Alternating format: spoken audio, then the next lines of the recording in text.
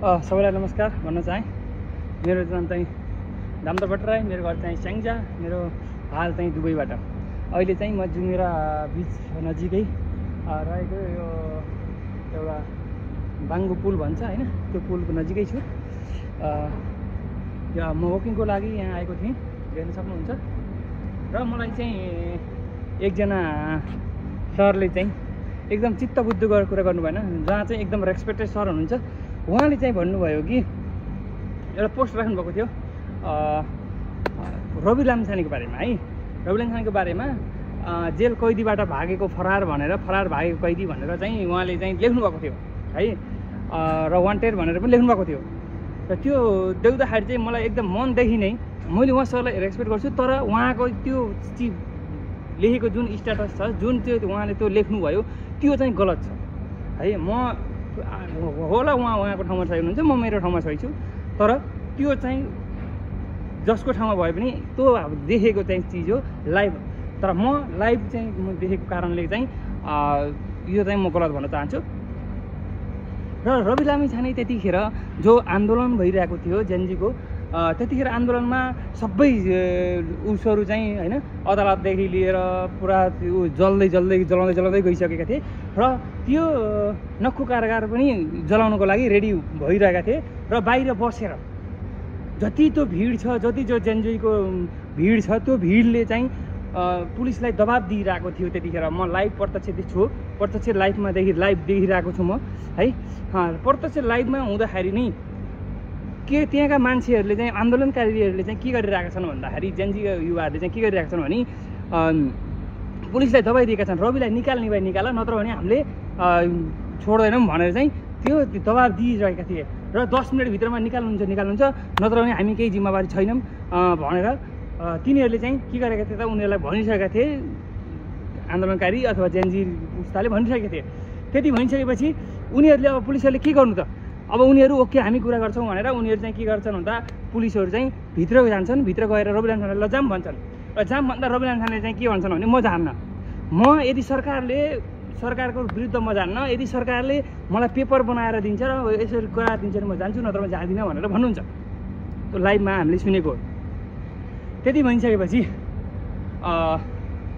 जब त्यतिखेर ओके भनेर पुलिसलाई अब उनीहरूले चाहिँ अब इमर्जेन्सी 10 मिनटमा निकाल्ने नत्र भने हामीले चलाउँछौँ भनेर भनिसकेका थिए। त्यति भनिसकेपछि उनीहरू चाहिँ अब बाध्यता पर्यो, उनीहरूले इमर्जेन्सी जसरी हुन्छ उनीहरूले पेपर उठेर बनाए, साइन गरे, जति हुन्छ त्यति तरिकाले गरे। त्यो गरिसकेपछि जब उनलाई चाहिँ पुलिसले अगाडि पछाडि पुलिस भएर उनलाई बिचमा राखेर चाहिँ पुलिसले बाहिर लिएर आइसकेपछि उनीहरूले चाहिँ जेनजीका भनी त्यतिखेर चाहिँ उनीहरू रवि लामिछानेलाई एकदमै ठुलो स्वरले रवि लामिछाने हाई भन्दै उनीहरूले भनिरहेका छन्। त्यो लाइभमा चाहिँ हामीले देखिएको छ है, हजुरहरूले पनि देख्नु भएको छ, सबैले देख्नु भएको छ। र त्यतिखेर रवि लामिछाने जब उनी बाहिर आइसकेपछि सबैले उनलाई चाहिँ के गरेका छन् भन्दाखेरि राष्ट्रिय गान गाएर उनलाई चाहिँ वेलकम गरिरहेका छन्।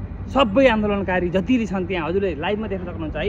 त्यो म पनि लाइभ देखेको कारणले म बोल्दैछु। ओके, त्यो हुँदाखेरि त्यति भनिसकेपछि उनलाई चाहिँ त्यसपछि त्यो भिडमा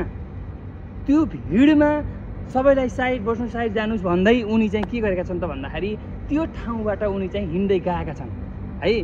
त्यो ठाउँबाट गाडीबाट हात हल्लाउँदै उनलाई चाहिँ वेलकम गर्दै सबै पछाडि सबै चाहिँ के गरेका छन् त, उनलाई वेलकम गर्दै उनका पछि सबै चाहिँ हिँडिरहन् होइन।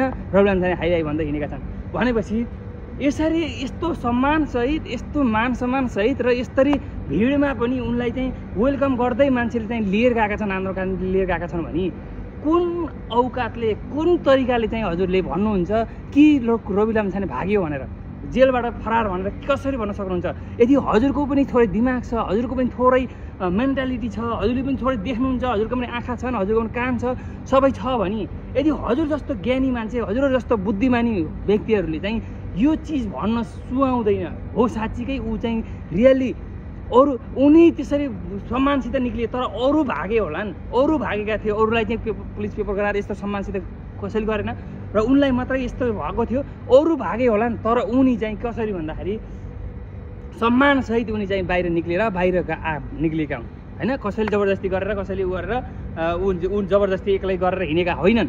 त्यो कुरा बुझ्नु जरुरी छ। यदि हजुरहरूलाई देशको माया छ, यदि आजसम्म हजुरहरूले राजनीति बुझ्नु भएको छ, कुन नेताले कुन पार्टीले कति गर्यो त, होइन, आजसम्म जति यो भ्रष्टाचारीको पोल खुल्यो, जतिमा भ्रष्टाचारी भएको छ है भनेर यातना दियो, जसले थाहा बतायो, त्यो मान्छे नै रवि लामिछाने हो। आजसम्म त्योभन्दा पहिला कुनै पनि व्यक्तिले कुनै पनि पार्टीले यो चिज चाहिँ निकालेको थिएन। मान्छेले भित्रभित्र लुटिरहेका थिए पार्टीहरूले।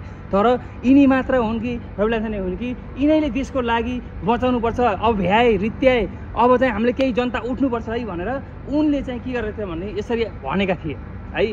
तिनी मात्र हुन् भनेपछि अब हाम्रो देश बचाउनको लागि, यदि हाम्रो देशलाई अगाडि बढाउनको लागि, सफल बनाउनको लागि यदि कोही व्यक्ति छ भने त्यो व्यक्ति ओन्ली रवि लामिछाने हो।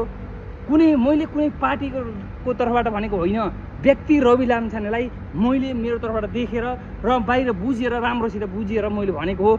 यो कुरालाई चाहिँ हजुरहरू पनि अगाडि साथ लिएर अगाडि बढ्न जरुरी छ। अब खुट्टा तान्ने काम छोड्नुहोस्। कसरी हुन्छ, उनलाई साथ दिएर यदि अगाडि बढिन्छ भने देशका सबै भ्रष्टाचारहरू निक्लिन्छन्, भ्रष्टाचारीहरू सबै जेल जान्छन् र देशलाई चाहिँ अगाडि बढ्छ 100%। सबैले साथ दिनु होला र रवि लामिछानेलाई निकाल्नको लागि सबैले साथ दिनु, सपोर्ट गर्नु होला भन्दै अहिलेको यो भिडियोबाट बिदा हुन चाहन्छु। यदि मेरो भिडियो मनपर्छ भने हजुरहरूले फेरि पनि मेरो भिडियोलाई, मेरो यो युट्युब च्यानललाई लाइक, कमेन्ट, सब्सक्राइब गर्न नबिर्सिनु होला भन्दै आजको भिडियोबाट बिदा हुन चाहन्छु। Thank you so much.